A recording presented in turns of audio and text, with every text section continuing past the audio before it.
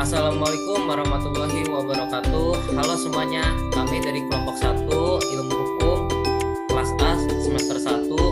Pada kesempatan kali ini kami ingin menjelaskan tentang presentasi ilmiah. Sebelumnya kalian pasti ada yang belum tahu nih, definisi dari presentasi ilmiah itu apa? Definisi dari presentasi ilmiah itu adalah presentasi ilmiah adalah jenis presentasi yang menggambarkan hasil karya ilmiah yang sudah dilakukan melalui kegiatan penelitian, biasanya menggunakan keterampilan berbicara di depan umum. Nah, ini juga ada pendapat ahlinya nih tentang definisi dari presentasi ilmiah.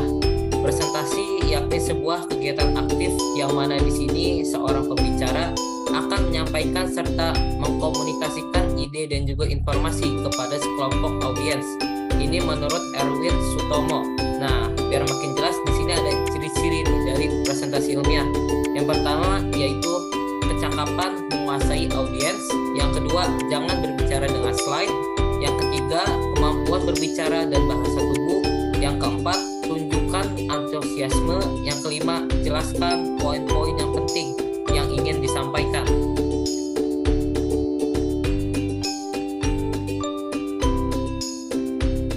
Selanjutnya ada jenis dan tujuan presentasi ilmiah. Yang pertama, jenis-jenisnya itu presentasi dadakan atau impromptu, yaitu presentasi yang tidak ada persiapan apapun. Yang kedua ada presentasi naskah atau manuskrip, yaitu mempersiapkan naskah yang akan dipresentasikan.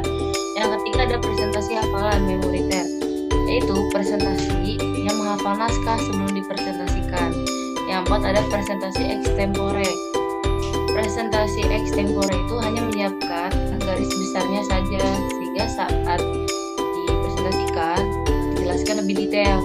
Lalu ada tujuannya itu menyampaikan informasi yang biasa penting.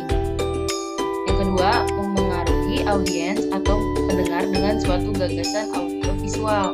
Yang ketiga, memotivasi dan menginspirasi audiens agar tujuan menyampaikan gagasan bisa lebih mudah dimengerti. Selanjutnya itu ada etika presentasi. Etika presentasi itu adalah ilmu tentang sikap atau kesusilaan suatu individu dalam lingkungan pergaulannya yang kental akan aturan dan prinsip terkait tingkah laku dan yang dianggap benar. Lalu ada 5 etika dalam presentasi ilmiah. Yang pertama itu menghadirkan presentasi media yang jelas-jelas menarik. Contohnya seperti yang kita buat ini, menggunakan gambar warna-warni dan tulisan jelas. Lalu menyajikan materi dengan menggunakan narasi dan ilustrasi